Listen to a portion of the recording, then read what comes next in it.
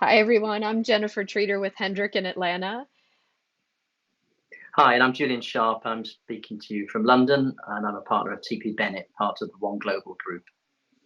So, we're here today as part of Design Milk to talk to you guys about the brave new world of design. And our focus is really going to be on how buildings impact people. When this opportunity came up, we were chatting and really thought about some of our more recent discussions around diversity. And so, our focus, not only on how buildings impact people, is more specifically on diversity and really the overcome adversity in this case. So when you think about that, Julian, in our conversations recently, we were talking about how the world, there seemed to be for a long time, the world was comprised of the normal and everyone else. And really today, there's a growing understanding of the neurological differences we all have. I'm sure we're feeling it right now in many ways. And companies, corporate clients really see the advantages of people of diverse ideas, diverse backgrounds. When we think of it, it's important to see the advantages as opposed to the disadvantages. It's really about the positive things we all bring to the table when we're going about our day. And so, as we've been designing environments, it's important to help those clients see how we can create workspaces that support a broader range of variations in the workforce, whether it's their needs and sociability, learning patterns. It could be their attention, their moods. There's a myriad of things. I'm sure we're all feeling it being isolated from our peers just in our physical work environment. Our connections today um, are probably more elevated in what we miss or what we need, what our diverse background needs, because we're remote and technology is all we have to be together and connected.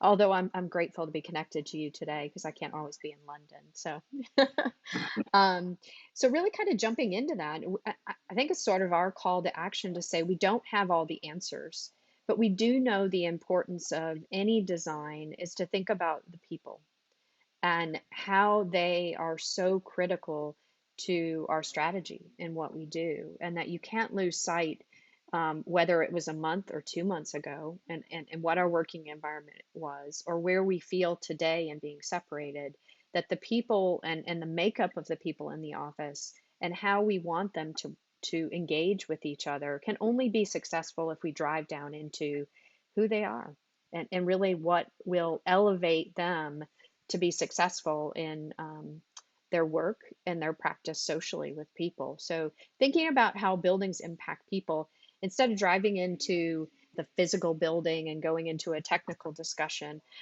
maybe I think it was fun at a conference recently. You gave a nice little anecdote about how to think, how we could start to think about people. That is not about a specific difference. It's just our personalities. And so maybe go into that discussion because I thought it was always a fun story. I love the people in the image because they all have crazy sandals on either way, or they all like sandals. I don't know. Yeah, thanks, Jennifer. No, I think you're totally right. And I think what we've all been guilty of for some time now is concentrating on empirical data and maybe losing a little bit some of the anecdotal knowledge that we could have gleaned had we looked in the right places. So true. So, so I'm almost going to invite all our viewers to become sort of social observers, really, because I mean, this scene you see here, this is played out in every city around the world in normal times, and it's the street entertainer. You see these guys, they pitch up, and a crowd gathers. And if any of you see this happening, just step back and just observe the group because you'll very quickly start to see different personalities and different behaviors manifesting themselves. And I mean, just to pick out a few people here, this isn't an exhaustive list, obviously, but if we go straight to this guy, I mean, here you go. This guy's like totally on it. He's there. He's engaged. He's looking. He's smiling.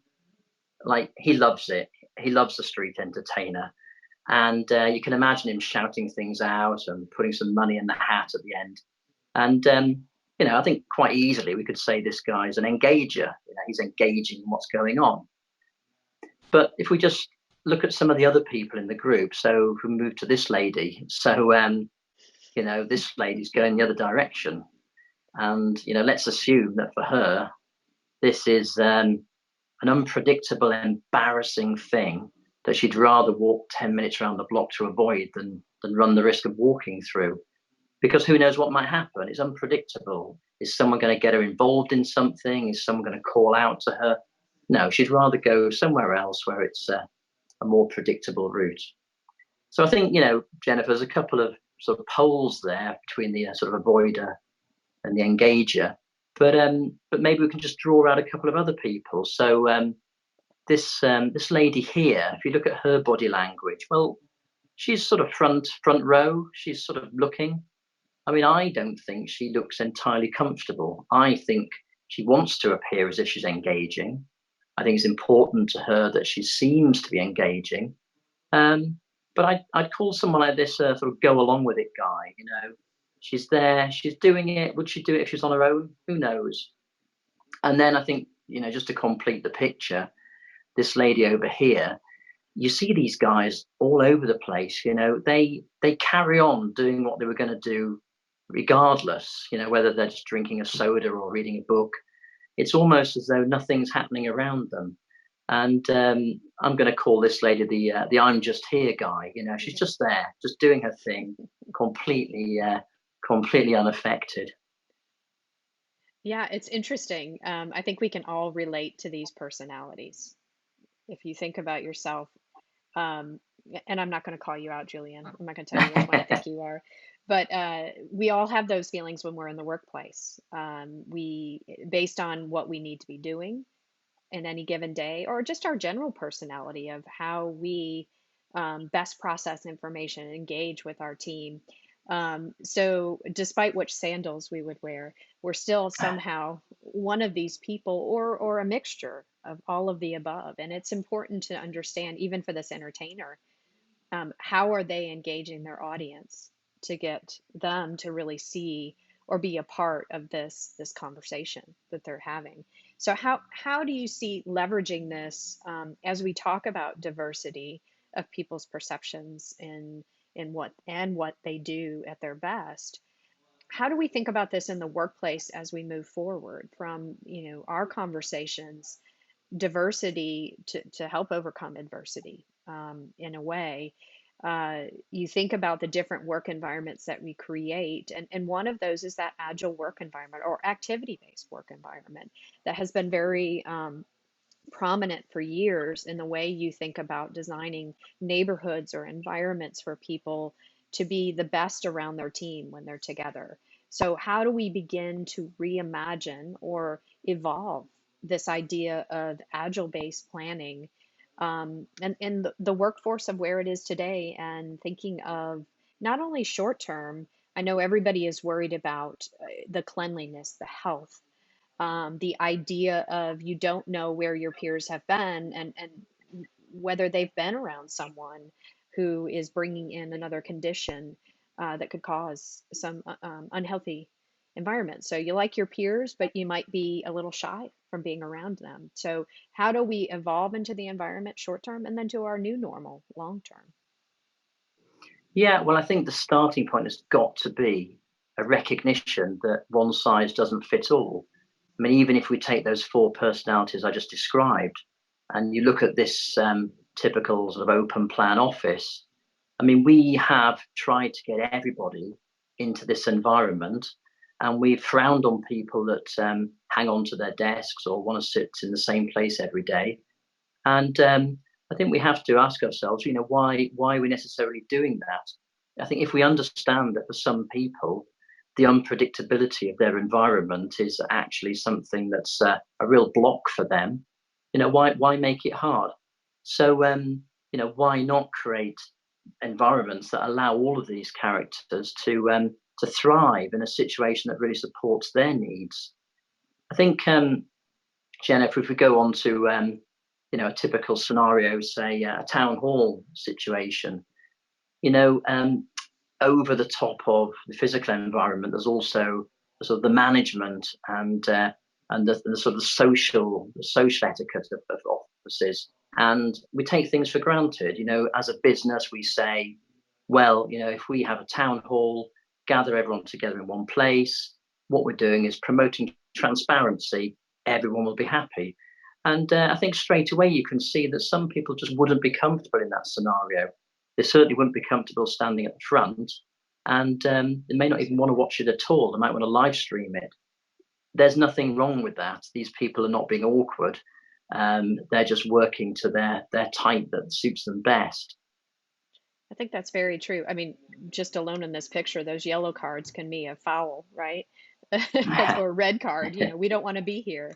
Um, but it is interesting because when you put people in such a dense environment and you are within their personal space, whether they're the engager or not, it doesn't necessarily drive people to show up at their best. So they may not even hear what their leader or the speaker is trying to say, and making sure that our awareness now, even more so than ever, needs to be heightened to what will allow people to feel comfortable when they show up and be their best of where they Yeah, can. So in these situations, as we imagine those town halls, we've learned how to do it virtually.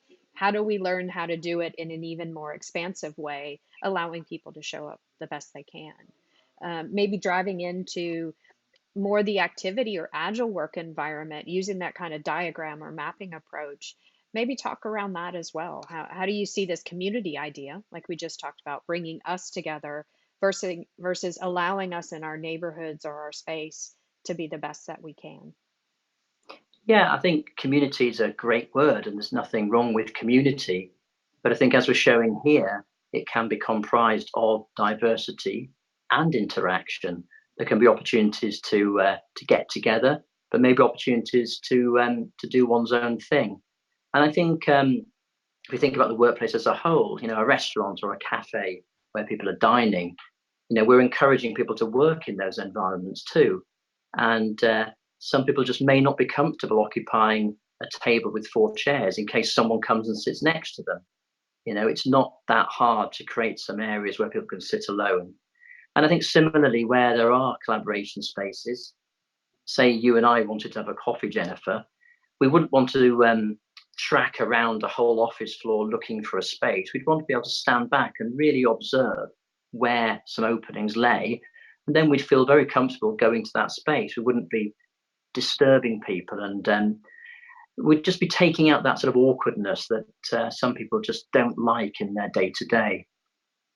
It's very true. I agree with you, Julian. I think a great challenge for all of us is to say, how do we add this overlay of our very people-centered approach to the way that we continue to think about how buildings impact people in a positive way?